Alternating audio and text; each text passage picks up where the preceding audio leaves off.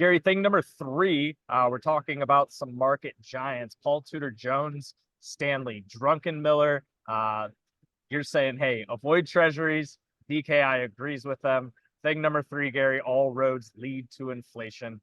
Strategic bets from two market giants. Yeah, so Paul Tudor Jones is one of the godfathers of the hedge fund business. He's been incredibly successful for a long time.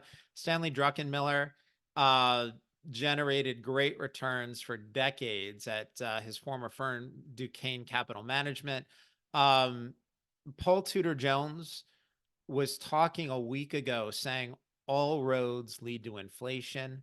And he talked about investing in gold and Bitcoin and that commodities are underowned and saying he owns zero fixed income. The guy, I had people DMing me on Twitter or X saying, is this guy a DKI subscriber? Because that's where we are. We own gold, we own Bitcoin, we own energy. We do not own fixed income.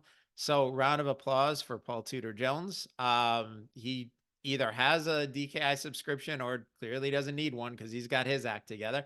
Druckenmiller, a guy again who generated great returns for decades, is saying the way for the government to navigate the current economic landscape is to inflate your way out. I agree with that, and we're going to talk about it in a second. He's actually shorting U.S. Treasury bonds. I agree with that decision as well. I'm not personally short Treasuries, but I like the call on that. In his case, it's a giant position. It's 15 to 20% of the portfolio. And the reason he's saying inflate your way out, that is where we are.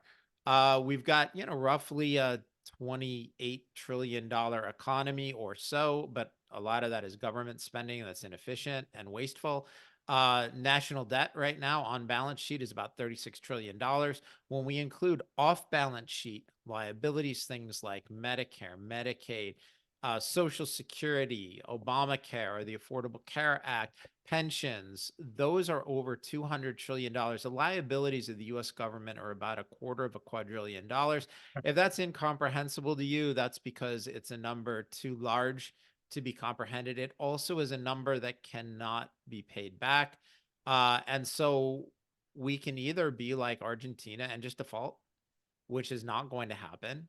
What we're going to do is print more dollars, flood the system, technically pay off our debts, but print so many dollars to do so that the value of those dollars would decline. One of the things that DKI has been screaming about for years is you cannot save in dollars. You can't save in fiat.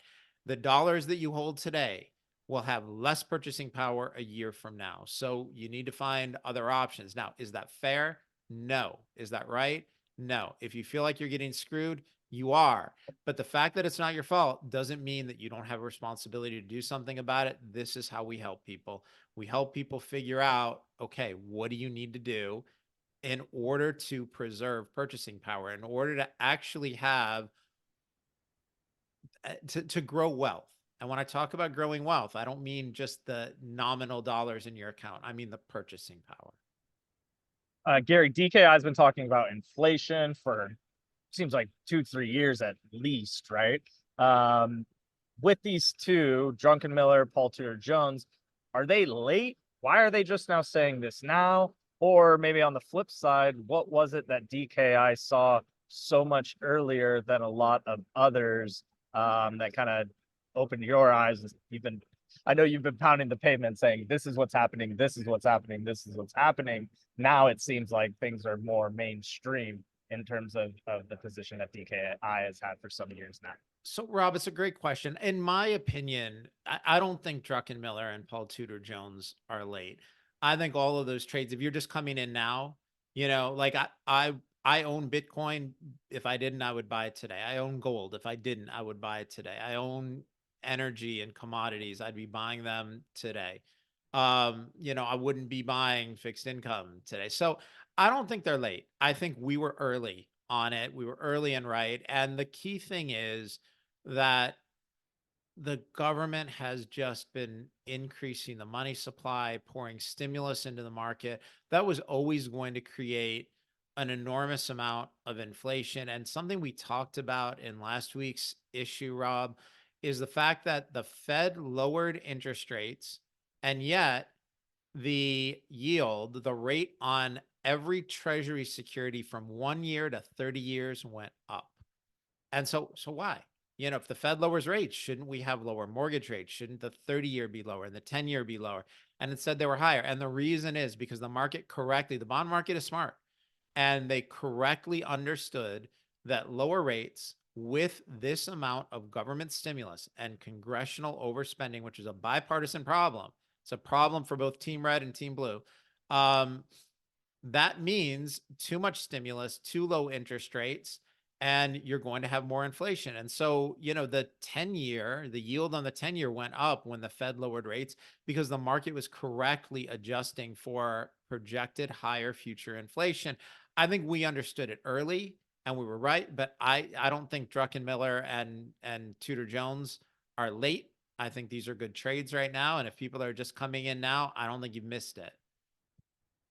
Great stuff. And as we've mentioned, yeah, Gary, you've been saying this for years now. But again, as Gary's mentioning, still opportunity exists, and we'll still be doing some of the same things we were doing 2-3 years ago.